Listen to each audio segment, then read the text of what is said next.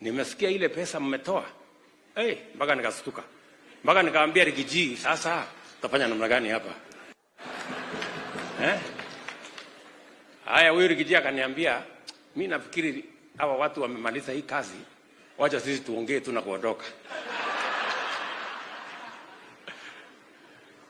Yaani nyinyi mmekusanya milioni 86. Mlikusanya kwa miaka ngapi? Hii mwaka moja hii? Hii mwaka moja peke yake? Ndio mmekusanya hiyo 86 million?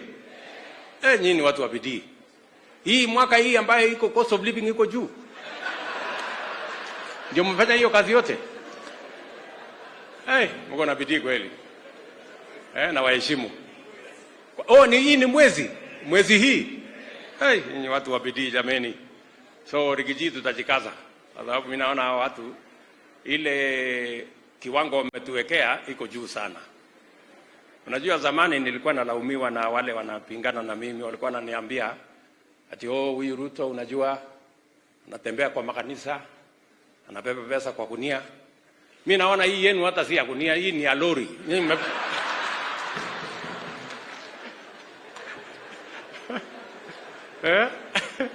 Hii yenu hii ni ya lori jameni. Sasa sijui watasema nini wale wakuongea watu ya Simba Arati. Sasa mtasema nini kwa hii watu? Mlikuwa mnasema mimi ni mtu ya kubeba kwa gunia. Sasa hawa watu wameleta na lori. Sasa malalamiko yenu itazidi. So anyway, sisi tumekubaliana namna hiyo jameni. Mnasema tushirikiane, tufanye kazi pamoja, na tuambiane ukweli, ndio tusukume Kenya mbele na kila mtu afanye bidii.